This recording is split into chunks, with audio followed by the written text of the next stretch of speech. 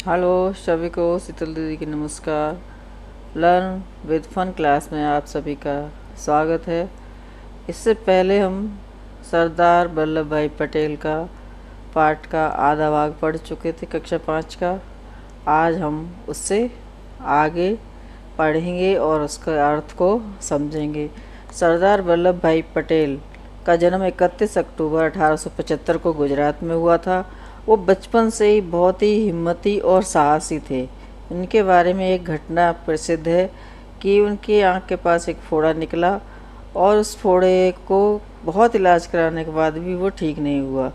तब कुछ लोगों ने कहा कि इसमें अगर गर्म करके सलाख घुसा दी जाए तो ये फोड़ा फूट जाएगा और ये ठीक हो जाएगा।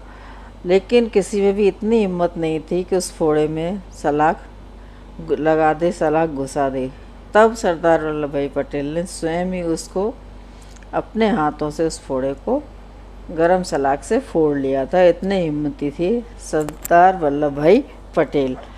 आज इसके आगे हम पढ़ते हैं कि सन 1929 में लाहौर में पूर्ण स्वराज्य की मांग की गई। अंग्रेज़ सरकार ने इसे नहीं माना। गांधी जी ने फिर से सत्याग्रह का नारा दिया और 12 मार्च को प्रसिद्ध दांडी यात्रा शुरू कर दी। इसके बाद 6 अप्रैल को नमक कानून तोड़कर उन्होंने नमक सत्याग्रह का आरंभ किया। सरदार पटेल ने इस सत्याग्रह में भाग लिया। वह गिरफ्तार कर लिए गए और उनको 3 माह की कैद और 500 रुपये जुर्माने की सज़ा दी गई।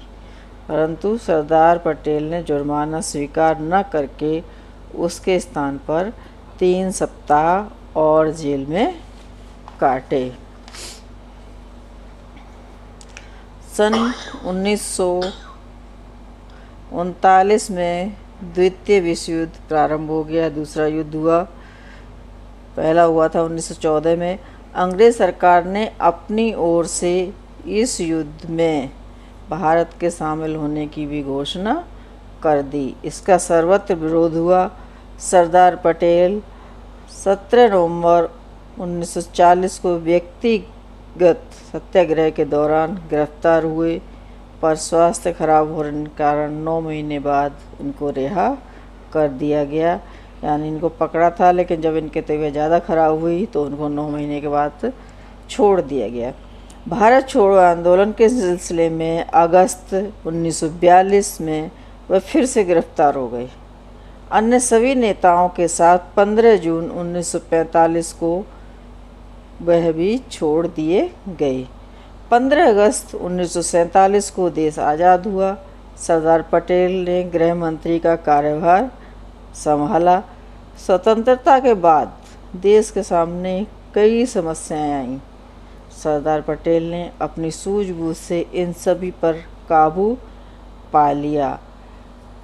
और सबसे ज़्यादा सरदार पटेल जो माने जाते हैं वो माने जाते हैं एकता के लिए, क्योंकि जब हमारा भारत अंग्रेज़ों के अधीन था तो कई छोटी छोटी रियासतें थीं और स्वतंत्रता के बाद वो रियासतें भी स्वतंत्र हो गई थीं। जिस कार्य के लिए सरदार पटेल को सदैव याद किया जाता है वह था देसी रियासतों का एकीकरण। जब अंग्रेज भारत छोड़कर जाने लगे तो देसी रियासतों को यह आज़ादी दे गए कि वह चाहे तो आज़ाद रह सकते हैं और चाहे तो भारत या पाकिस्तान में मिल जाएं। सरदार पटेल ने इस विकट समस्या को अपनी दृढ़ता और सूझबूझ से हल कर दिखाया।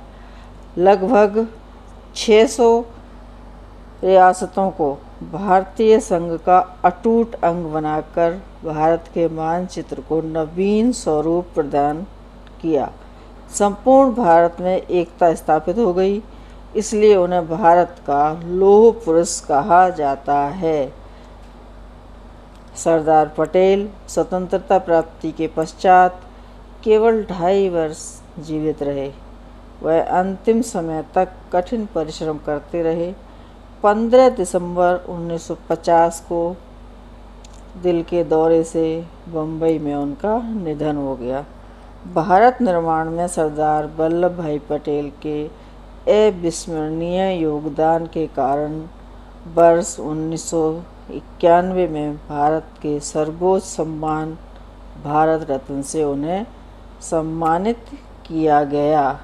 सरदार पटेल की सफलता का मूल मंत्र था कर्तव्य पालन और कठोर अनुशासन। अपने 75वें जन्मदिवस पर उन्होंने राष्ट्र को संदेश दिया था, उत्पादन बढ़ाओ, खर्च घटाओ और अपव्यय बिल्कुल ना करो। ऐसे थे सरदार वल्लभ भाई पटेल। कोई भी व्यक्ति अगर अनुशासन में रहे, कर्तव्य पालन करे और दृढ़ निश्चय कर ले तो कोई भी काम मुश्किल नहीं है। इसी तरह से सरदार वल्लभ भाई पटेल सफल हुए और भारत में एक लौह पुरुष के रूप में जाने जाते हैं। आप लोग भी इन्हीं के जैसे बनने की कोशिश करिए। और अब आप लोगों के सामने कुछ प्रश्न है। बेगार प्रथा क्यों बुरी थी और नमक कानून क्यों तोड़ा गया? धन्यवाद। Thank you.